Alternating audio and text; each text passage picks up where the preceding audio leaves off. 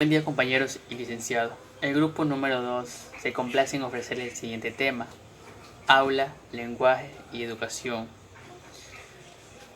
Primero, recalcando que este es un nuevo mecanismo que hemos desarrollado para poder expresar nuestras exposiciones, ya que antes de esta pandemia era de manera presencial, ahora estamos en medio de una plataforma digital que incluso estando en una plataforma así nos han mandado a hacer videos aparte. En una vez recalcado eso, vamos a iniciar con el tema. La educación es un proceso vital que comprende toda la vida de la persona. A pesar de su enorme incidencia, la poca importancia que se le ha dado al lenguaje dentro del aula es mínima, ya.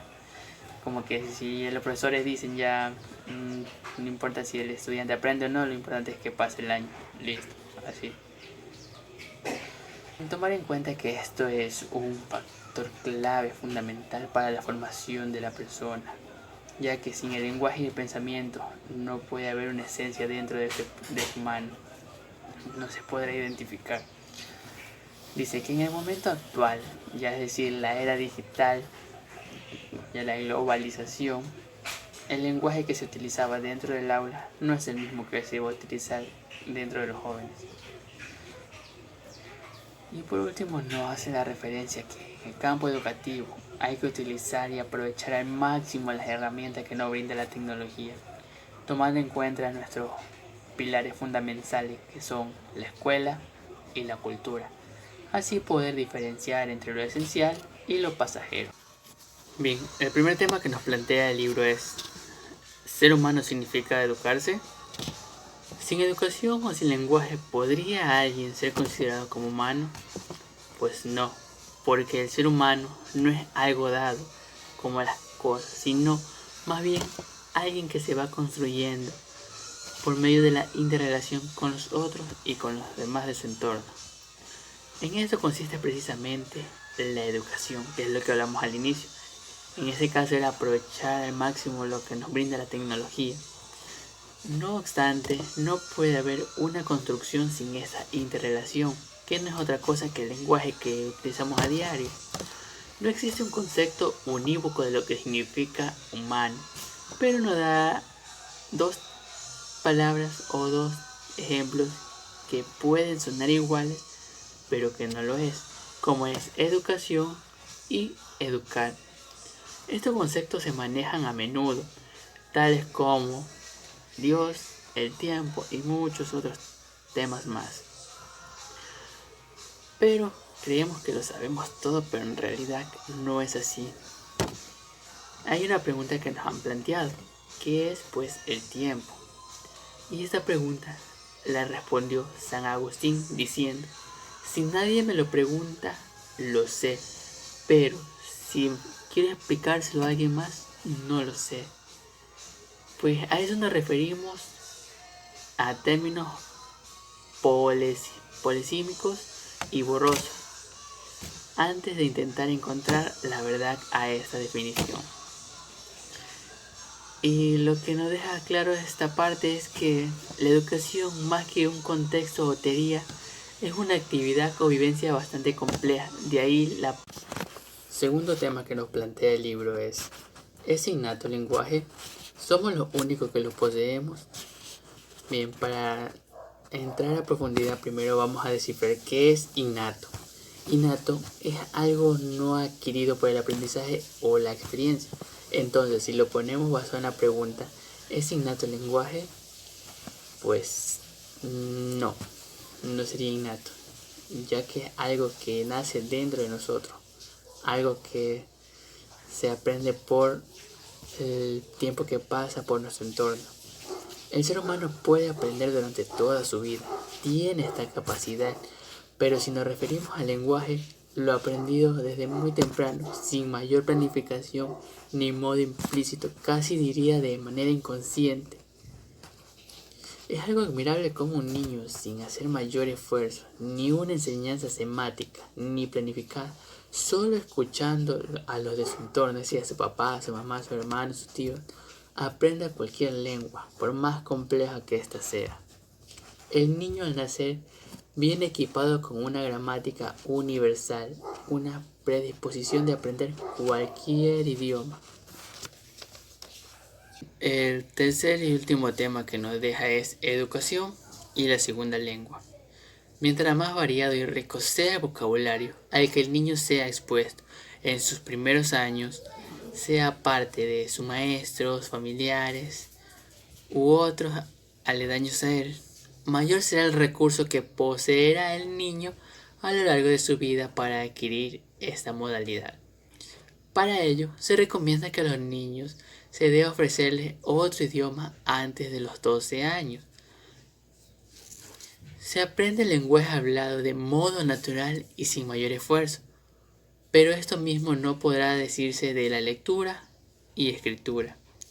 La escuela o la educación formal juegan un papel esencial en este aprendizaje porque requiere de planificación y un método, algo que no se toma en cuenta en el aprendizaje de la lengua hablada.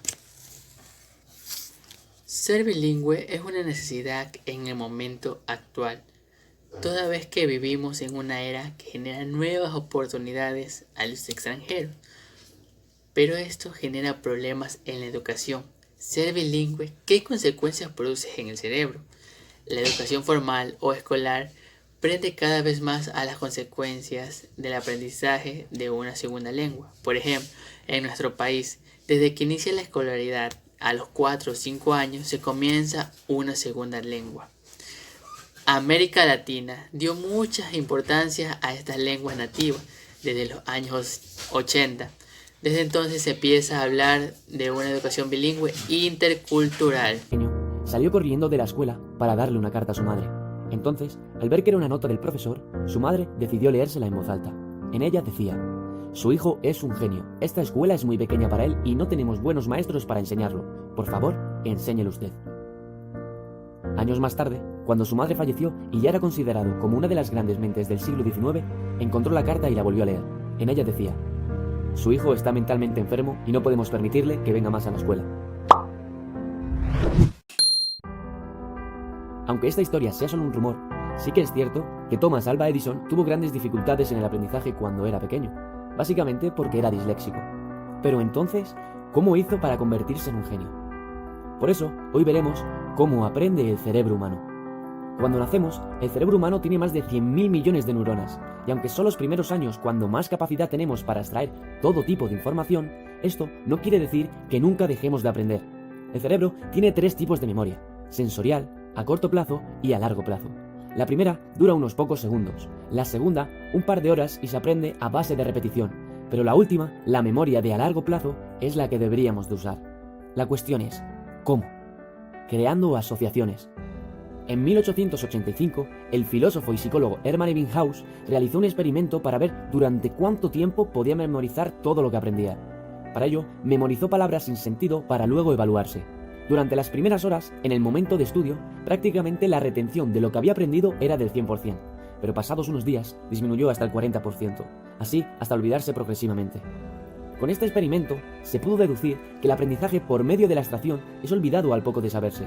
Sin embargo, si aquello que estudiamos lo asociamos a cosas que ya conocemos, lo recordaremos con mucha más fuerza y prácticamente para siempre. Por ejemplo, he aquí un dato que difícilmente se os olvide. ¿Sabíais que antiguamente el color morado solo era utilizado por los reyes debido a su alto coste y su relación con los dioses?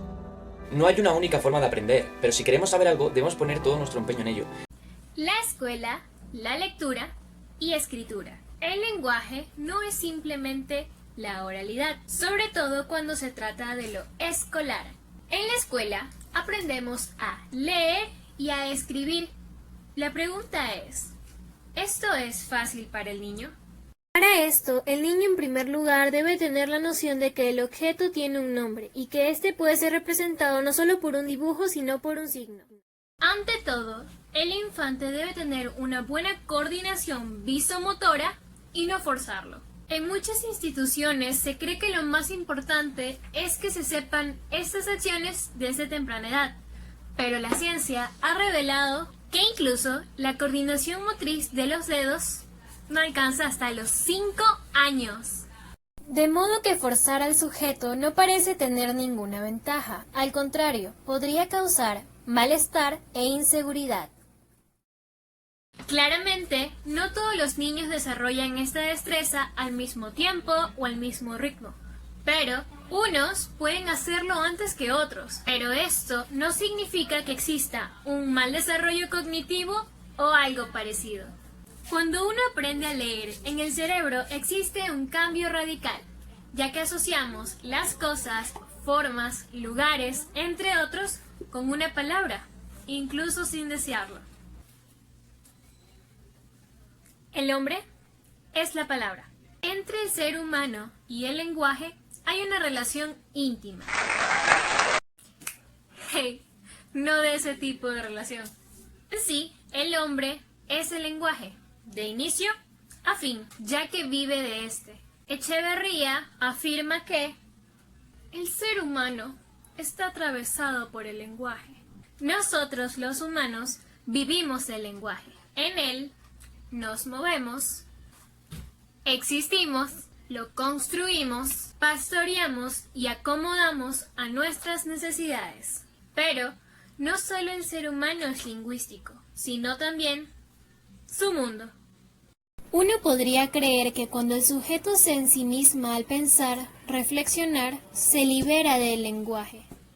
La verdad, no es así, porque continúa pensando, reflexionando y hay un diálogo mental que se da por medio de la lengua. Sería necesario forzarse, aprender e incluso ejercitarse. Podríamos decir que nadar contra la corriente para no hacer la acción de pensar. Sin embargo, hay que ser realistas. El hombre y la palabra son inseparables, ya que gracias a estas se puede estar en contacto con otras personas, aprender cosas nuevas, abrir tu mundo y que ellos te abran el suyo. En definitiva, el lenguaje es el único medio de comunicación y por ello es necesaria la educación. Incluso los animales tienen su lenguaje para comunicarse. No obstante, el lenguaje humano va más allá de la supervivencia o realidad. El lenguaje humano crea mundos y realidades que aún no existen. Por ello, debe ser enseñado y aprendido. Lenguaje como medio de comunicación. Lenguaje. Lengua. Habla.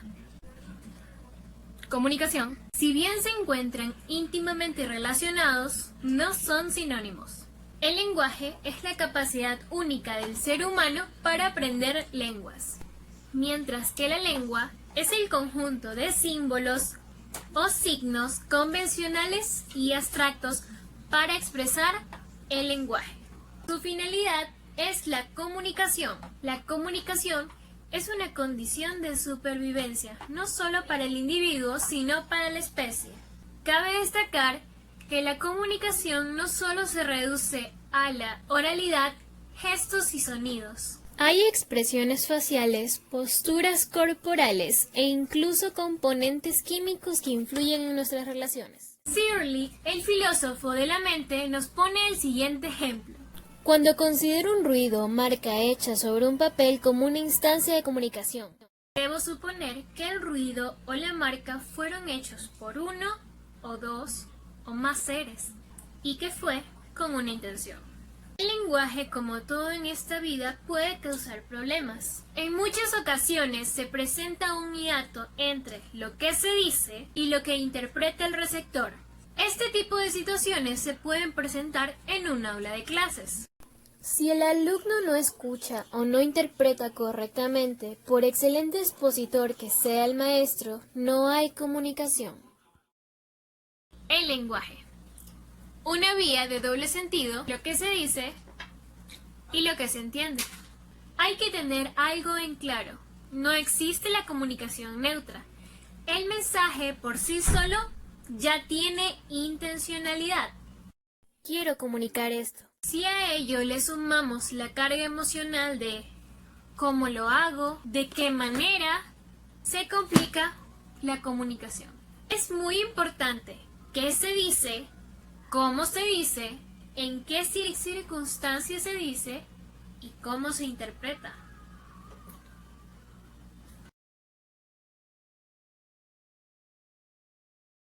Boca, yo te amo y te llevo a todos lados. Papá, tengo algo que decirte. Sí, ¿qué pasa? Estoy embarazada.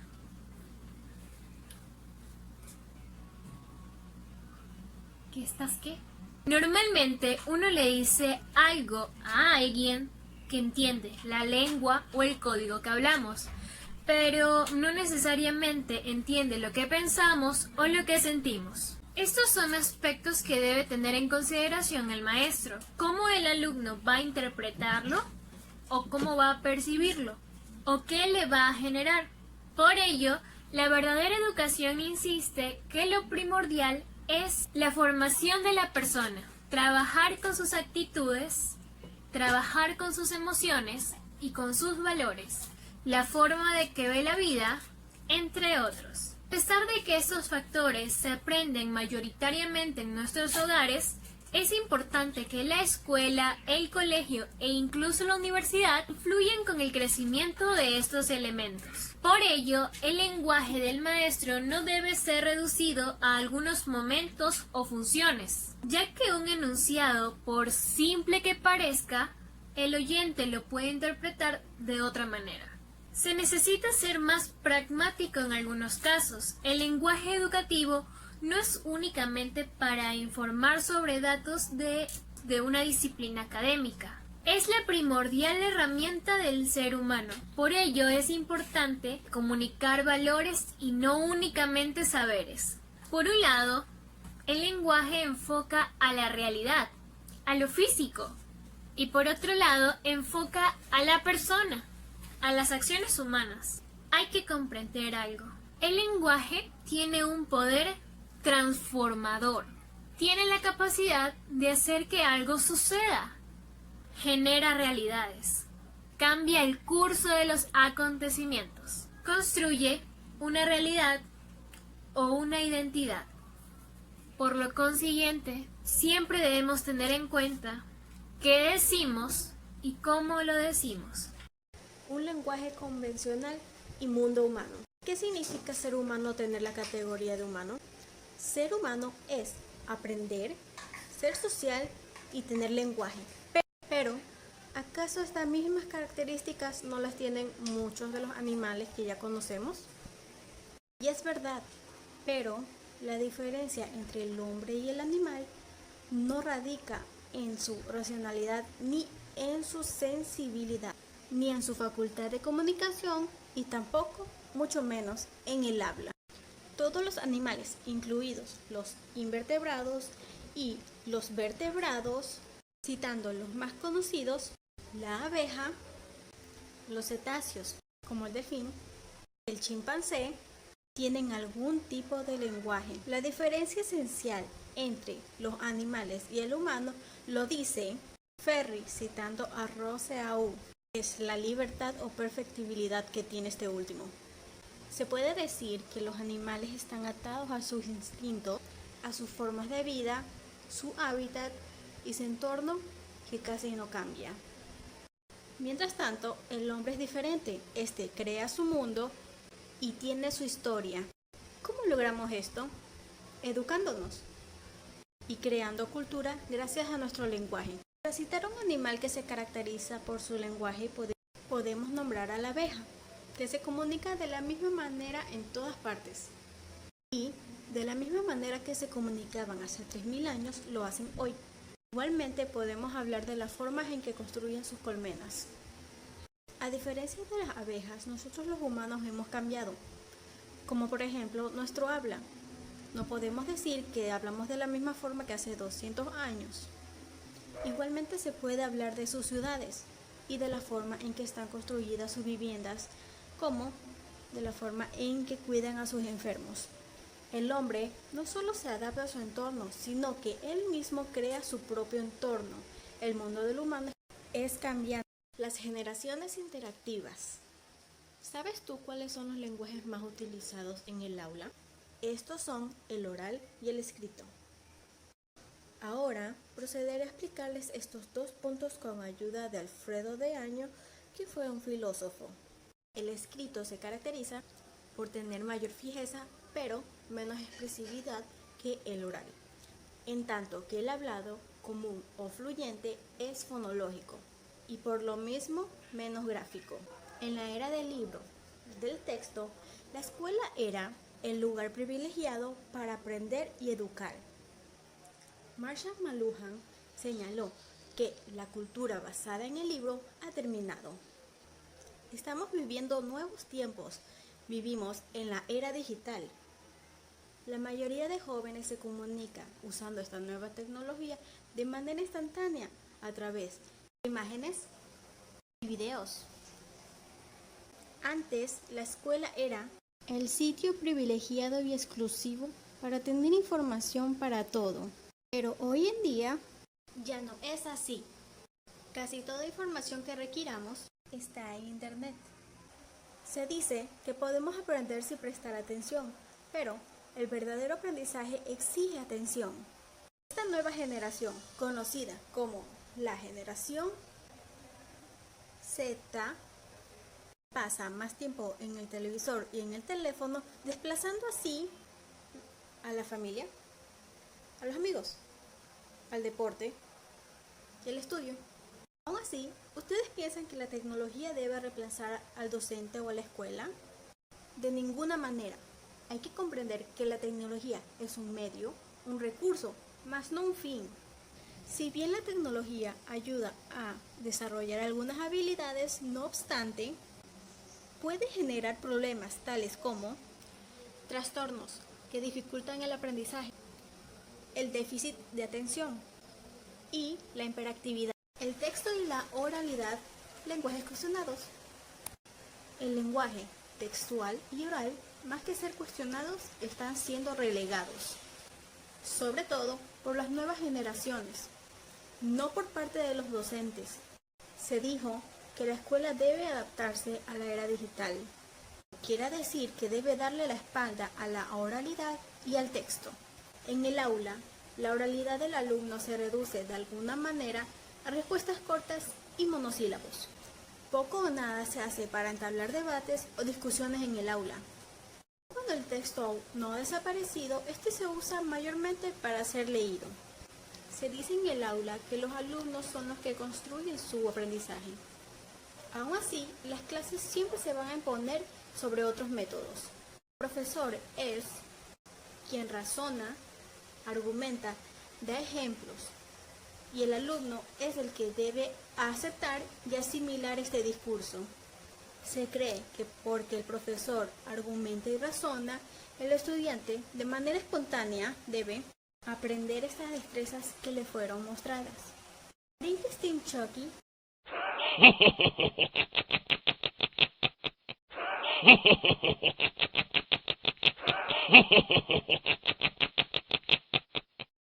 defiende que el eje central del aprendizaje debería ser hablar, escribir y leer. No solo que el estudiante habla o escriba, sino que lo haga de la forma correcta, que sepa utilizar bien las palabras, que comprenda lo que un concepto significa, ya que en muchos casos el alumno no sabe lo que una palabra significa, por mucho que la use. Para Karl Barth, el intercambio o interacción verbal es la clave en el desarrollo del lenguaje, porque cuando se confronta, argumenta, discute o simplemente se habla, está aprendiendo, incluso describiendo su propio pensamiento, por lo que podemos decir que el lenguaje es un medio para el acceso a tus pensamientos. Conclusión. En el aula se le ha dado poca importancia al lenguaje. En clases se ha trabajado con el lenguaje más no directamente, al momento de transmitir conocimientos. Se lo ha tratado como un elemento que no tiene que ser parte del ser humano.